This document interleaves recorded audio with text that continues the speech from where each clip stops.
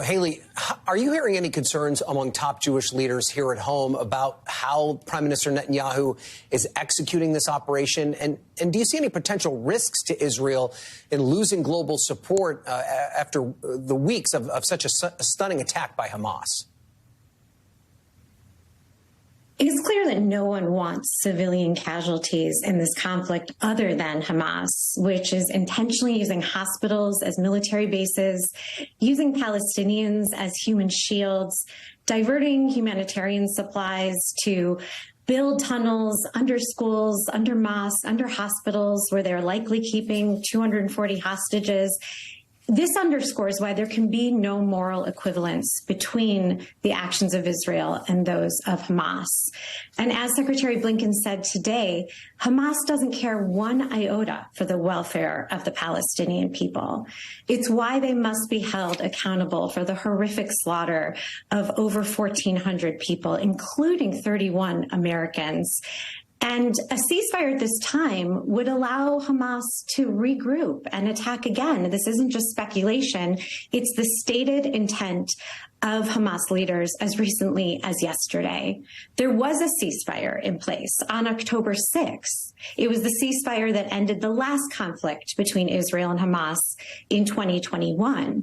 And Hamas used that opportunity for 2 years to plan the most horrific slaughter of the Jewish people since the Holocaust. So it's clear that there cannot be a ceasefire at this time. But Secretary Blinken, President Biden are doing everything they can to ensure two things, and that is that the hostages get out and humanitarian aid gets in to innocent Palestinians.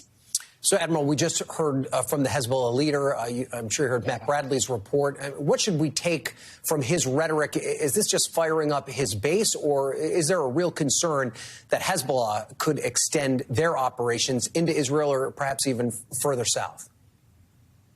Yeah, we can't discount entirely the idea that Tehran, and believe me, that speech was essentially written in Tehran and pumped into the lips of Nasrallah, a creature of the Iranian theocracy. There is no doubt that there is a possibility Iran could try and sort of unleash Hezbollah. I think it's unlikely. I'd call it 10%. Maybe 15%. That's still uncomfortably high. But I heard the speech, read it. I see a lot of bluster, but I don't see a declaration of war. I think playing to the base is correct. Final thought here. He is very cognizant that 100 miles to the west of southern Lebanon are not one, but two American carrier strike groups, 160 combat aircraft. There are 5 squadrons of Air Force aircraft now in that region, 2,000 Marines afloat. There's a lot of combat power there. We don't intend to use it. We don't want to use it. But the president has made it very clear to the Iranians and therefore to the Hezbollah that should they unleash a massive attack on Israel, we will be game on in this thing. And he doesn't want that. He knows he would be on the losing end of that proposition, in my view. Therefore, chances, I think, are low, but not completely impossible. All right, and Halie, quickly to you to wrap up. You've been critical of the standalone Israel funding bill that passed the House last night. Where do you see the opening here, and will Republicans and Democrats be able to come to some sort of compromise to get funding to Israel as soon as possible?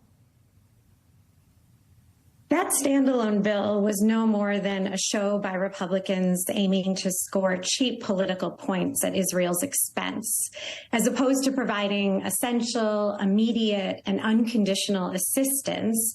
And despite Democrats' very strong support of Israel, the majority didn't vote for it because for the first time it conditioned aid to Israel on cuts to the IRS, which were unnecessary, completely unrelated, and expensive. They would increase the deficit.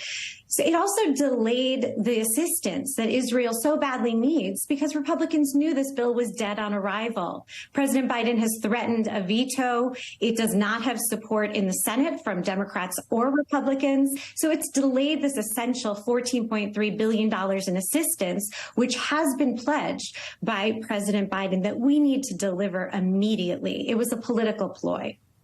Okay, Halie Soifer, Admiral James Stavridis, thank you both for being here. We appreciate it.